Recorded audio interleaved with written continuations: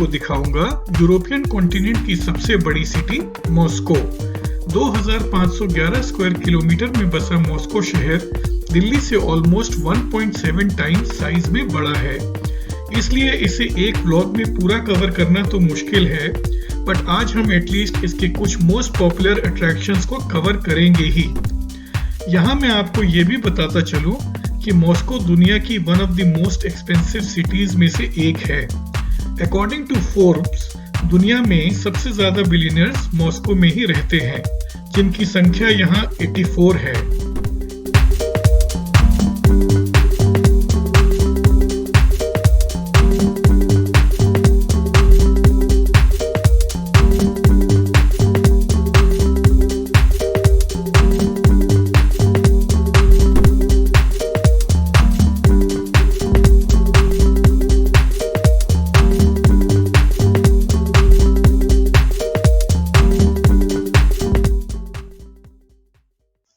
Moscow की Stalin era buildings की अपनी ही एक कहानी है। इनको बनाने का डिटर्मिनेशन एक नेशन के लीडर्स के विजन को दिखाता है। पहली जो स्टालिन बिल्डिंग थी ये 1950 में बनी थी, और इसके बनने के पीछे रीज़न ये था कि जब रशिया ने सेकेंड वर्ल्ड वॉर नाजीज़ को हरा करके जीती, तो उस टाइम पर ये बिल्डिंग जो है स्टालिन ने लोगों को बुलाया अपने ऑफिस के और लोगों को, और बोला कि अब हम वॉर जीत गए हैं, तो अब जो है मोस्ट प्रोबेबली हमारे यहाँ पे फॉरेन टूरिस्ट ज़्यादा आएंगे, तो हम जो है क्या दिखाएंगे उनको कि हमारे पास सोवियत यूनियन में ऊंची बिल्डिंगें नहीं हैं जैसे कैपिटलिस्ट वर्ल्ड में होती हैं। तो इसलिए पहली बार जो है ऐसी स्काई स्क्रैपर्स प्लान करी गई, और 1950 से इनका बनना शुरू हुआ, और आज इस तरह की 7 बिल्डिंगें मॉस्को में मौजूद हैं। वैसे तो इनमें से कुछ बिल्डिंग्स का कंस्ट्रक्शन 1949-1950 में शुरू हो गया, बट इनमें से सबसे पहली बिल्डिंग थी 1952 में कंप्लीटेड कोतेलनीचेस्काया एम्बैंकमेंट बिल्डिंग। इस बिल्डिंग में यूएसएसआर के एलीट सिटीजन्स रहते थे। 1953 में स्टालिन एरा की 4 और बिल्डिंग्स कंप्लीट हुई, जो कि थी hotel Leningrad, Moscow State University, Ministry of Foreign Affairs और Red Gate Square administrative building. 1954 में एक और रेजिडेंशियल अपार्टमेंट्स की बिल्डिंग बनी, और 1955 में बनकर कंप्लीट हुई होटल यूक्रेन की बिल्डिंग।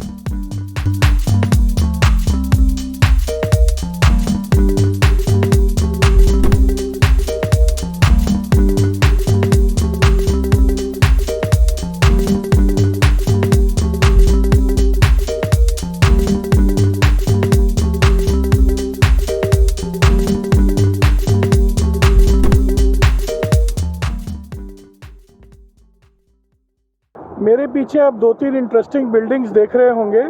इसमें से सबसे जो पॉपुलर है वो है रशिया का वाइट हाउस।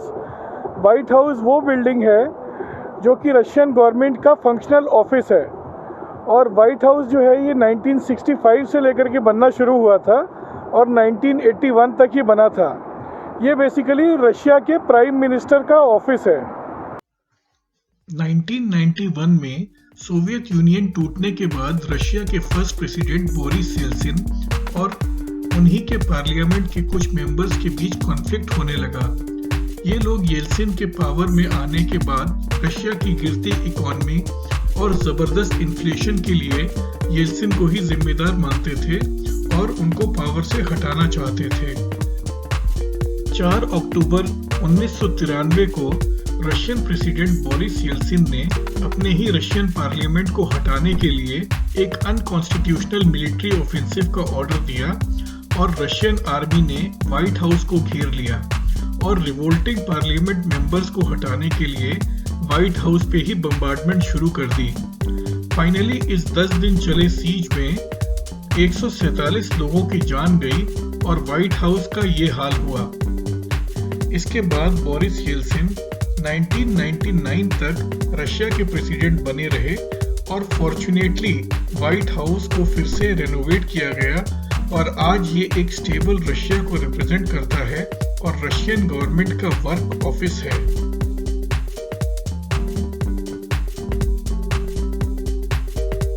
आज मॉस्को एक वाइब्रेंट और मॉडर्न सिटी है जिसमें कि हर चीज एक ग्रैंड लेवल पे है।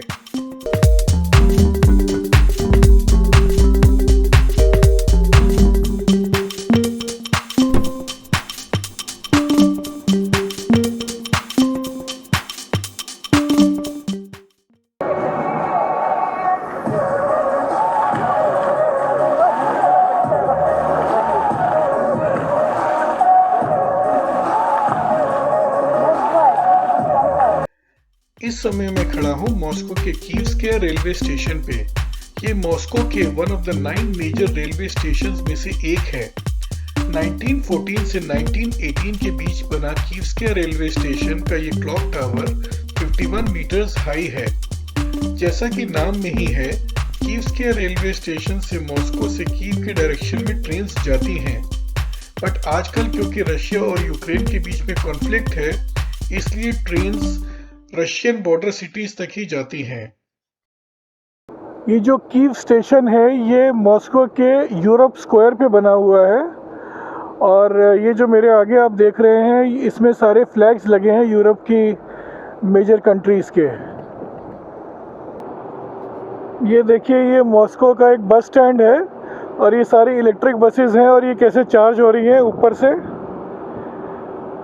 कितना अच्छा डेवलप किया है सिस्टम। बसेस आती हैं, खड़ी होती हैं, थोड़ी देर वेट करती हैं, चार्ज होती हैं और उसके बाद चली जाती हैं अपने रूट पे आगे।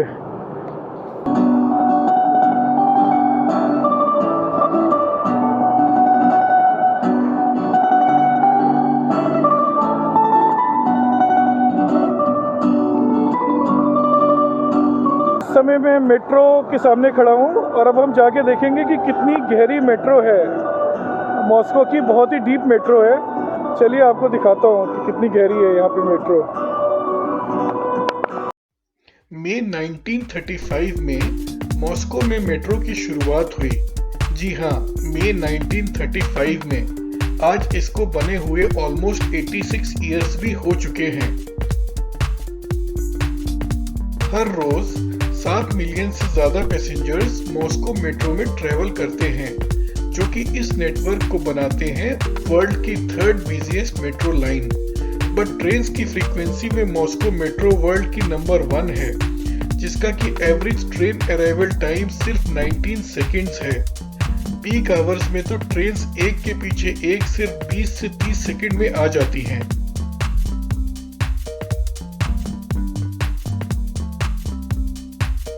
मॉस्को की आर्किटेक्चरल ब्यूटी में कोई कमी न हो, इसलिए मॉस्को मेट्रो को ज्यादा से ज्यादा अंडरग्राउंड बनाया गया है।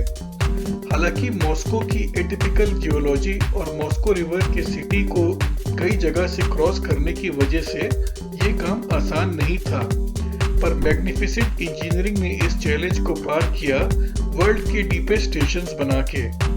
इस समय मैं जिस मेट्रो स्टेशन के नीचे उतर रहा हूँ उसकी डेप्थ 50 मीटर्स है।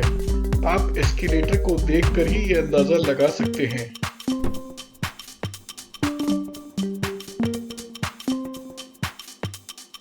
हालांकि मॉस्को में इससे भी गहरे मेट्रो स्टेशंस हैं, जैसे कि पार्क पवेदी मेट्रो स्टेशन। इस स्टेशन की डेप्थ स्टनिंग 84 मीटर्स डीप है और इस मेट्रो स्टेशन पे लगी एस्केलेटर्स की लेंथ 126 मीटर्स है।